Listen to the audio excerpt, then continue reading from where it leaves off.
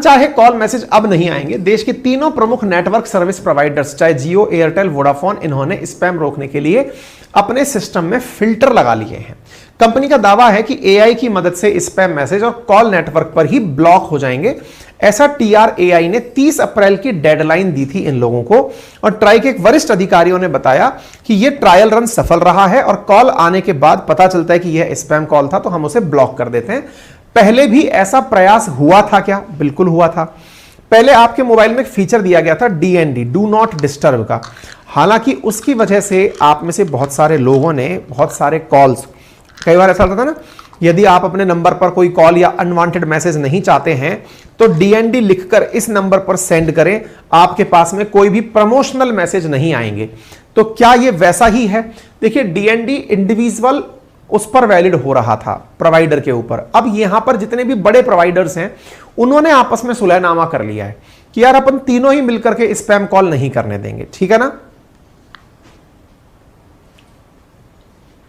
हाँ, अब यहां पर अद्वैत ने एक प्रश्न लिखा है और वो क्वेश्चन बहुत सही है। जब वो इस तरह की बात लिख रहे हैं तो मैं अद्वैत को भी सही जानकारी दूंगा। उन्होंने लिखा है इसकी वजह से अब कई जो BPOs हैं, यानी वो सेंटर्स जो कॉल करके लोगों को जानकारी देते हैं, उनका धंधा बंद हो जाएगा और साथ में ट्रू कॉलर्स जैसी जो कंपनी है उनका बिजनेस भी प्रभावित हो जाएगा, क्योंकि अब जब स्पैम ही नहीं होंगे तो कोई लोग उनका क्यों यूज करेंगे, ठीक है ना। चलो, ये बात भी अच्छी है और ये आइडिया आना भी चाहिए जब इस तरह की बात आती है तो यहां पर इस पॉइंट को जान लीजिए। और वो पॉइंट क्या है कि सरकार का यह मानना है कि जिस भी तरह के फोन नंबर्स पहले होंगे, सामने वाले व्यक्ति ने अगर आपसे इंटरेस्ट जाहिर किया है, आपके पास रजिस्टर्ड है, जैसे आप में से बहुत सारे लोगों ने देखा होगा, जब आप कहीं जाते हैं तो आपसे एक फीडबैक फॉर्म भरवाया जाता है। जब किसी आप कंपनी में बिल कटवाने जाते हैं तो उस बिल में आपसे फोन नंबर पूछा जाता है। वो फोन नंबर आपकी कंसेंट से पूछा गया, जबरदस्ती नहीं लिया गया है। जैसे आप कुछ भी कपड़े खरीदने जाइए, कभी वो आपसे कहेगा भाई साहब अपना फोन नंबर बता दो। आप उसको फोन नंबर क्यों बताते हैं? ताकि बिल में आपका नंबर रजिस्टर हो जाए और भविष्य में जब आप अपना कोई सामान खराब हो और लौटाने आए तो वो आपको ट्रैक कर ले।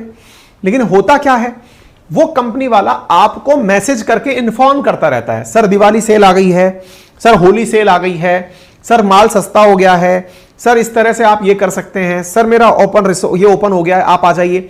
ये जो प्रक्रिया है ना, इस प्रक्रिया में जो आपको कॉल कर करके परेशान करने की प्रक्रिया है, ये प्रक्रिया चूंकि आपकी कंसेंट से हुई है, यानी अगर आपने किसी XYZ कंपनी को अपना नंबर दिया है तो वो बंद नहीं होगा। ध्यान से समझ लीजिएगा। आप खुद से अपना नंबर किसी को देकर आए, अब आप पूछेंगे ये कैसे पता चलेगा, तो वो कंपनी बताएगी ना उस कंपनी को कि सर मेरी प्रक्रिया का पार्ट है ये, वो बता के गया है। फिर आप पूछेंगे फिर स्पैम क्या हुआ? स्पैम मैं बताता हूं। आप में से शायद ही किसी ने किसी इंश्योरेंस वाले को अपना नंबर बताया हो, किसी क्रेडिट कार्ड वाले को अपना नंबर बताया हो, आप नहीं बताते। तो फिर वो लोग क्या करते हैं कि ये जो कपड़े वालों की जो दुकानें हैं या कहीं पार्किंग वाले की जो जगह है, वहां से आपके फोन नंबर ले लेते हैं। आपके फोन नंबर का डेटा बिकता है। जैसे कई जगह पार्किंग्स में एक बहुत बड़ा स्कैम चलता है। क्या? आपकी गाड़ी देख लेंगे कि आपकी गाड़ी 50 लाख की है, 20 लाख की है, कैसी है। प्रॉपर तरीके से आपके नंबर मांगे जाएंगे। पार्किंग में आप जाएंगे, गाड़ी आपने पार्क करी, सर अपना नंबर बता दीजिए, पार्किंग में आपका नंबर रजिस्टर्ड हो जाएगा। भाई क्यों जरूरत है? बस सर आप बता दीजिए ताकि आप भविष्य में आएंगे तो हम खट से आपकी गाड़ी को बता देंगे कहां खड़ी है। आप इनोसेंटली बता देते हैं कि चल ठीक है। असल में उसने उस डेटा को बना लिया कि ये 50 लाख का कस्टमर है, जो 50 लाख की गाड़ी रख रहा है, कम से कम 5 करोड़ की इसकी at a time annual worth होगी, ये कमाता होगा। जब ये इतना कमाता होगा तो ये क्या क्या खर्चे कर सकता होगा? क्या क्या खर्चे कर सकता है? ये क्रेडिट कार्ड ले सकता है, ये विदेश यात्रा कर सकता है, ये फलानी जगह मकान खरीद सकता है, ये कर सकता है।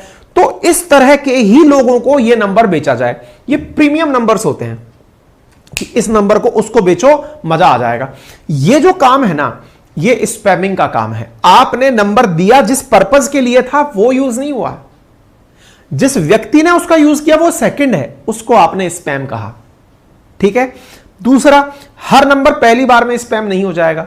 अब अगर मान लीजिए, फिर आप कहेंगे सर इससे तो इंश्योरेंस वालों का काम भी बिगड़ जाएगा, इंश्योरेंस का काम खराब हो जाएगा, क्रेडिट कार्ड का काम खराब हो जाएगा। बिल्कुल नहीं होगा। बैंक वाले आपसे नंबर लेते हैं।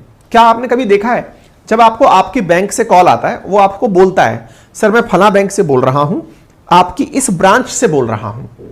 आप उस बात को बहुत अच्छे से सुनते हैं, कि हाँ बताइए, बोले सर आपके अकाउंट नंबर पर ये ऐसे ऐसे ऑफर आ रहा है। आप सुन करके बहुत अच्छे से रख देते हैं। दिक्कत कब आती है, जब आपका उस बैंक में अकाउंट भी नहीं है और धमाल कॉल आ रहे हैं, सब मैं फलानी बैंक से बोल रहा हूं, इस बैंक में आपको मैं ऑफर ये दे सकता हूं। अरे भाई क्यों सर, ये टेली मार्केटिंग है। टेली मार्केटिंग कंसेंट आधारित होगी, यानी कि अब जो चैनल है वो बहुत ज्यादा वेरीफाइड प्रकार से काम करेंगे, इसलिए इस चीज को अदरवाइज में मतलब परेशान होने से अच्छा है कि इसका सही यूज अब हो पाएगा। क्योंकि अभी क्या होता है कि जेन्युइन व्यक्ति भी परेशान हो जाता है। आज जैसे हमारी टीम आप लोगों को कॉल करती है, और हमारी टीम आपको कॉल क्यों करती है भाई, कॉल तो नहीं करना चाहिए। हमने आप लोगों को एक कमिटमेंट दिया था कि हम एक ऐसा प्लेटफॉर्म अपनी पाठशाला बनाने जा रहे हैं जिसमें कोर्स पढ़ने वाले व्यक्ति से उसका फीडबैक भी लिया जाएगा। ये ऑनलाइन में अपने आप में एक अपना हमने नया काम किया था कि हम कोर्स तो पढ़ाएंगे ही, बहुत ही कम कीमत में हम लोग कोर्स लाए आपके लिए। उसके साथ साथ हमने जो कहा वो करिया कि ये करने के बाद आपसे फीडबैक भी लेंगे। हमने आपका नंबर डलवाया, हम आपको कॉल करते हैं। अब चूंकि आपने कंसेंट से हमें नंबर दिया है, इस वजह से ये स्पैम नंबर नहीं है।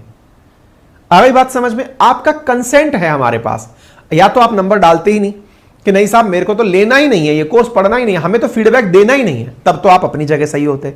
अब उम्मीद है आपको ये बात समझ में आ गई हो, ठीक है ना। तो ऐसे तो फिर मेरा टेली सेंटर भी बर्बाद हो जाएगा, ऐसा नहीं है ना, वो तो चलता ही रहेगा। क्योंकि आपके जो नंबर्स हैं वो वेरीफाइड हैं, आप लोगों ने जानबूझकर हमसे नंबर साझा किए हैं, होशो आवास में नंबर साझा किए हैं, गूगल प्ले स्टोर पर जाकर नंबर रजिस्टर करके आप आए हैं। ऐसी स्थिति में अगर हम आपको कॉल करते हैं तो वो स्पैम कॉल नहीं होगा, ठीक है, वो आपकी नजर में होगा, वो अनचाहा कॉल नहीं होगा, ठीक है, क्लियर है। चलिए आगे बढ़ते हैं। तो उम्मीद है आपको ये बात समझ में आ गई हो। तो डीएनडी का तो था, मैंने आपको बताया 2016 में डीएनडी आया था, तो वो किसी एक प्लेटफॉर्म पर था इसलिए था। स्पैम कॉल के अंदर मैंने बता ही दिया। तो अब थोड़ी सी जानकारी, ये किसने करवाया है ये काम, तो ये काम करवाया TRAI ने। TRAI कौन है, telecom regulatory authority of India, 1997 जो है TRAI है। और इसका कंपोजिशन कैसे है, यहां पर एक चेयरपर्सन होता है और यहां पर 2 फुल टाइम मेंबर्स होते हैं। 1997 के अंदर ट्राई का एक्ट आया था, TRAI, उस एक्ट के माध्यम से 1997 में इसका गठन हुआ था। और यहां पर काम क्या क्या है TRAI का, ये रिकमेंडेशंस देता है, जनरल एडमिनिस्ट्रेशन करता है, टैरिफ फिक्स करने में मदद करता है, और कोई भी सेंट्रल गवर्नमेंट की तरफ से मुद्दा टेलीकॉम रेगुलेटर्स के लिए होता है तो वो उनको बताता है। फिलहाल में PD वाघेला जी जो हैं वो इसके चेयरपर्सन है ट्राई के, और इसलिए ये चीज चर्चा में आई है। तो AI फिल्टर क्या हुआ, निष्कर्ष क्या निकला, ये सारी बातें अब हम आपको एक लाइन में बता देते हैं। ये कंटेंट हमने वैसे उपलब्ध करा दिया है, अब आप जाकर के इसे देख। हाँ, एक चीज इंटरेस्टिंग है पता है, और वो क्या है, TRAI अब कंपनियों से ये भी कह रही है कि आप कॉलर ID फीचर भी दीजिए। जो ट्रू कॉलर काम कर रहा है वो आप लोग करिए।